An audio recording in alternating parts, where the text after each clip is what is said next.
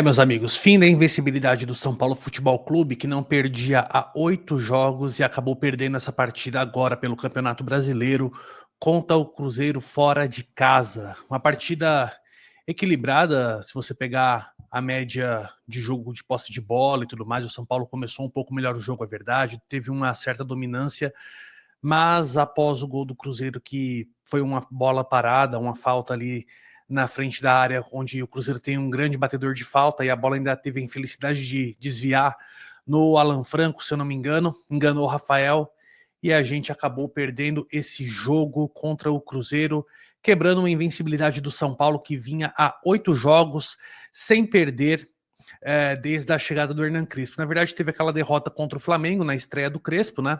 Flamengo, que é o líder do campeonato, e após isso o São Paulo fez uma grande virada de chave e conseguiu manter uma sequência de vitórias e empates, né? Mais vitórias do que empate, o que é mais importante. E a postura do time acabou mudando bastante, mas a gente sabe que uma hora a derrota chegaria. E dos males o menor, galera. Dos males o menor. Lógico que a gente fica chateado por conta da derrota. A gente queria pelo menos trazer um empate aqui para casa, conquistar um ponto fora de casa, sempre importante no Campeonato Brasileiro, que a cada jogo é uma final, mas hoje não foi o caso. Antes da gente falar dessa partida entre Cruzeiro 1, São Paulo 0, deixa seu like, se inscreve no canal se você ainda não é inscrito, ativa aí o sininho das notificações, verifica se você continua inscrito aqui, porque vira e mexe o YouTube anda desinscrevendo alguns inscritos. Então dá essa força pra gente aqui do canal Papo Tricolor. O Rodrigão aqui conta com a participação de vocês, e vamos comentar aqui agora a respeito dessa partida entre Cruzeiro e São Paulo. Pessoal, quando eu vi as escalações tanto de São Paulo e Cruzeiro, eu de verdade acreditava que o São Paulo iria sofrer muito jogando fora de casa contra uma equipe que é bem qualificada. A gente sabe que o Cruzeiro é uma equipe muito forte, acabou assumindo, depois do jogo de hoje, a vice-liderança do Campeonato Brasileiro, e tem um grande elenco, tem melhores peças, né, umas peças mais qualificadas do que a do nosso elenco. Então, quando a gente bateu a escalação do São Paulo, que sofre com muitos desfalques, sofre com jogadores no DM, diretoria que não faz as contratações necessárias, a gente vai falar disso também. O São Paulo sem seus principais jogadores que estão no departamento médico, e foi a campo hoje com o que tinha. Teve Patrick, teve Sabino do mesmo lado do campo. Isso causou grande preocupação com a torcida do São Paulo, com os São Paulinos que eu conversei hoje antes da partida. Estava todo mundo preocupado como seria esse jogo, onde a gente não teria o Enzo Dias, o Patrick iria jogar, o Arboleda já não está disponível para jogar no São Paulo por conta dessa lesão na coxa, talvez volte agora após essa data FIFA, né? E o Wendel acabou de voltar de lesão, então o Crespo acabou não arriscando colocar o Wendel desde o começo do jogo, que para mim foi uma decisão acertada, galera. A gente sabe que o Wendel é um jogador que ganha muito no São Paulo, né? Chegou aí para ser dos nomes do elenco tricolor, e acabou começando a mostrar o que veio, e aí teve a infelicidade de sofrer uma lesão de coxa muscular, né? Pelo menos não foi nada mais grave. Ficou um tempo afastado e voltaria hoje, como entrou no segundo tempo da partida. E quando você compara as escalações de Cruzeiro e São Paulo, eu pelo menos vi assim, eu imaginei, um empate hoje é um resultado muito bom. Eu pelo menos era o meu discurso antes da partida com as pessoas que eu conversei, eu acreditava de fato que o São Paulo sofreria muito para conseguir uma vitória no Mineirão. Então um empate hoje estaria de bom tamanho. Só que o São Paulo foi muito dominante na partida, principalmente no primeiro tempo e o início do segundo tempo. O São Paulo controlou a partida inteira. E se tivesse um pouco de mais de capricho no ataque do São Paulo, entre Luciano, Ferreirinha, os homens de frente, talvez a gente pudesse até ter vencido esse jogo contra o Cruzeiro. E por conta dessa falta de capricho, a gente acabou sofrendo com uma derrota num jogo que o Cruzeiro não foi superior ao São Paulo. Como eu tô falando aqui, o mais justo seria um empate hoje. Apesar de, se o São Paulo estivesse com o seu elenco completo, provavelmente a gente poderia até voltar com uma vitória, porque o Cruzeiro não foi bem hoje. Ele encontrou uma vitória num lance de bola parada, onde o Matheus Pereira cobra a falta no segundo tempo já, e a bola acaba enganando o Rafael, sendo desviada pelo um zagueiro do São Paulo, foi para dentro do gol, e o Cruzeiro depois disso começou a melhorar um pouco na partida, mas se você pega o jogo todo, não houve uma superioridade do Cruzeiro por um grande momento, assim, um período que o Cruzeiro ficou amassando o São Paulo. Isso não aconteceu. O São Paulo é uma equipe que estava bem postada, mas que por conta dessa infelicidade acabou não conseguindo voltar com pelo menos um ponto para casa. E aí a gente fica chateado por conta da falta de capricho dos jogadores do São Paulo, por conta também de nossa diretoria que não conseguiu trazer reforços para o segundo semestre agora. Saíram jogadores de base, foram vendidos barato, a gente está sempre falando sobre isso, batendo nessa tecla, porque são jogadores que poderiam estar ajudando o São Paulo agora nesse momento, onde as nossas principais estrelas, podemos assim dizer, não estão 100%, não estão sequer jogando. O Oscar está se recuperando, voltou a correr em campo essa semana. O Lucas hoje passou por mais um procedimento cirúrgico, aliás, né, diretoria?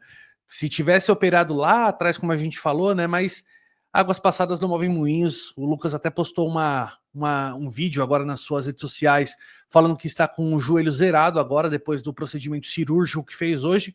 E a previsão é que ele volte para jogar na partida da Libertadores da América agora no mês de setembro, já contra a LDU, se nada acontecer, né? Não é ciência exata, né? O corpo humano acaba tendo cada um a sua maneira de se recuperar, e a gente está sem as nossas principais peças no elenco, que poderiam ter dado uma vitória para o São Paulo hoje. Então tem que ficar na conta da diretoria também, essa falta de reposição de elenco, essa falta de jogadores chegando, a dificuldade em conseguir fazer uma contratação por conta de tanta besteira feita nesses últimos anos. Agora a gente não tem uma grana para trazer um reserva, um nome de peso aí para chegar para ser titular, que seja, para ajudar o elenco do São Paulo, porque todo mundo estava querendo ver a dupla Luciano e Ferreirinha, para ver como eles iam se entrosar, agora que o André Silva também acabou sofrendo essa lesão e provavelmente só volte o ano que vem a atuar pelo São Paulo. Acaba sendo complicado quando os jogadores não têm esse entrosamento. Tem os jogadores que estão na reserva, como o Dineno e o Tapia, que tem o Dineno menos ainda do que o Tapia tem entrado mais do que o Dineno nas partidas. O Dineno teve até chance de fazer gol hoje. Eu acredito que agora que não tem Caleri, não tem André Silva, ele pode vir a crescer, né? O Crespo está fazendo um trabalho com esse jogador para aproveitar mais as habilidades dele. O Dineno que precisa se recuperar depois daquela lesão que ele teve no Cruzeiro e chegou aqui no São Paulo num momento que ele precisava dar uma repaginada na carreira dele, né? Chegou por empréstimo. Agora é capaz do Crespo continuar utilizando esse jogador para dar mais ritmo de jogo, para ele entender a dinâmica que o treinador argentino pede, né? E a gente fica nessa querendo saber o que vai ser do São Paulo. A nossa grande sorte, a meu ver, sorte entre aspas, né, é que vai ter essa data FIFA agora, né, a partir dessa semana, e o São Paulo pode ter, após a data FIFA, a volta de jogadores que estão no departamento médico, como o próprio Arboleda, como meu Deus, fugiu o nome do jogador agora. O Rafael Tolói pode ser que esteja já preparado para jogar também. O Lucas vai estar disponível a partir do dia 18, se eu não me engano, que é o jogo da LDU. O Oscar voltou a correr em campo, quem sabe ele já não consegue evoluir a ponto, pelo menos, de ir para o banco de reservas. Então, essa parada para a data FIFA é o período para dar um certo descanso para os jogadores que estão jogando direto, né? E também poder recuperar os jogadores que já estão no departamento médico.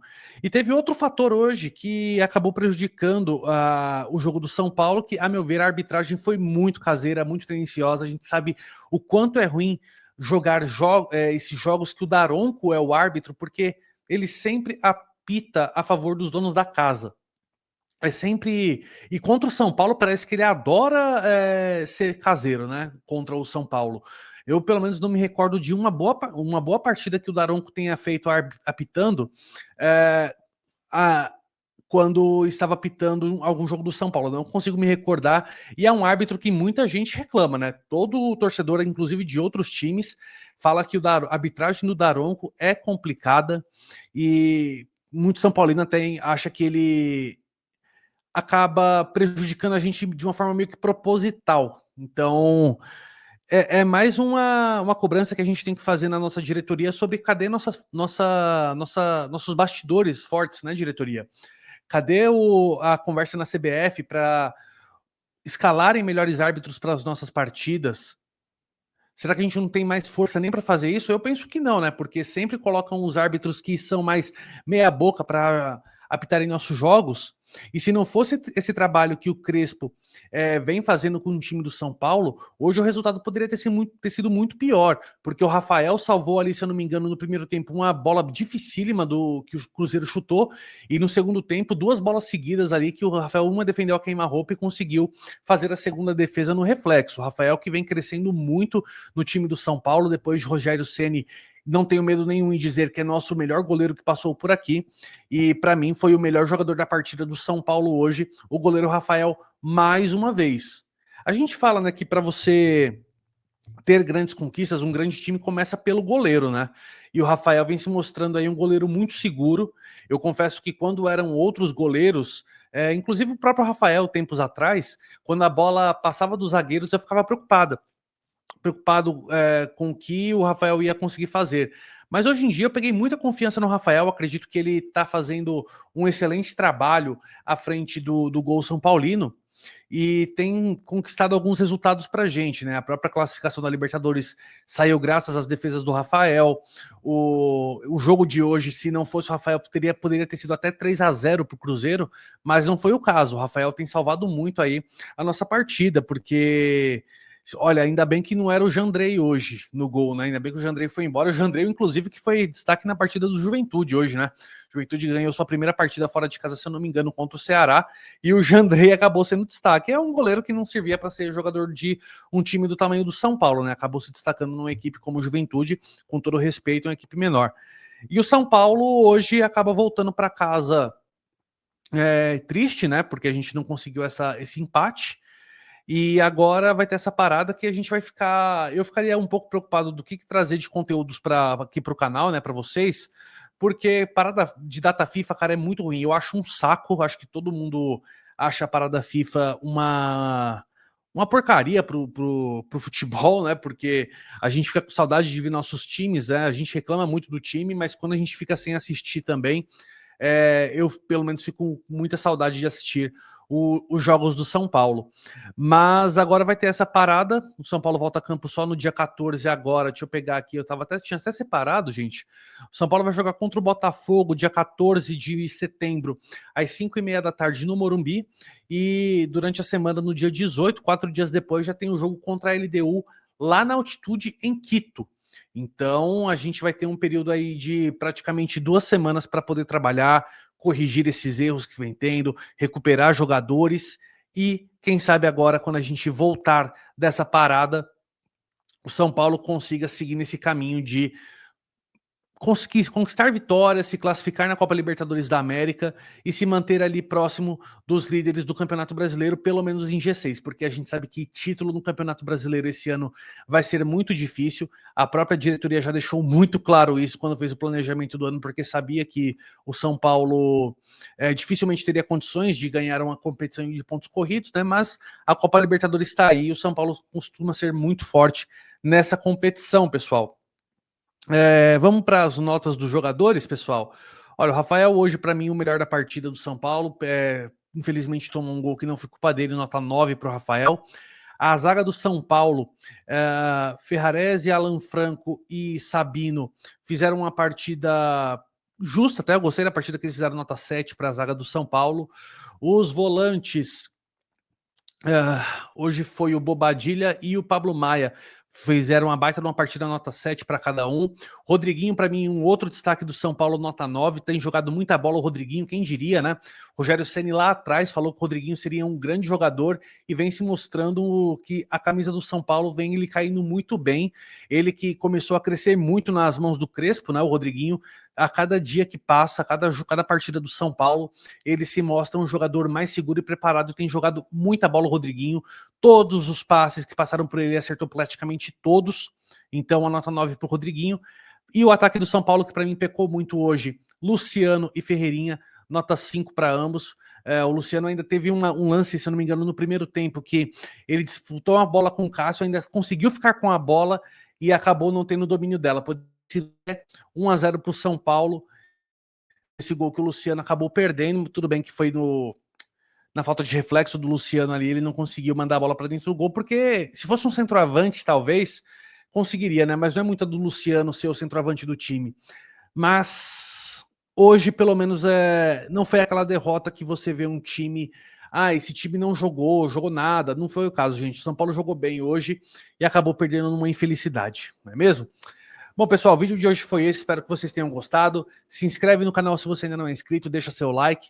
Recomende esse vídeo para outros amigos para que conheçam o nosso canal Papo Tricolor aqui. Estamos sempre trazendo notícias para vocês e muito provavelmente amanhã à noite teremos uma live Tricolor de Coração comigo, os amigos do canal Jogada Tricolor e o Big Tricolor. Acho que o Drex não participa amanhã, deve ter QG Tricolor lá com o pessoal dele, lá o Barolo, o Teclas, enfim, mas se a gente for fazer live amanhã a partir das 8 da noite, beleza, pessoal? Vamos que vamos São Paulo. Espero aí vocês no nosso próximo vídeo, beleza? Valeu!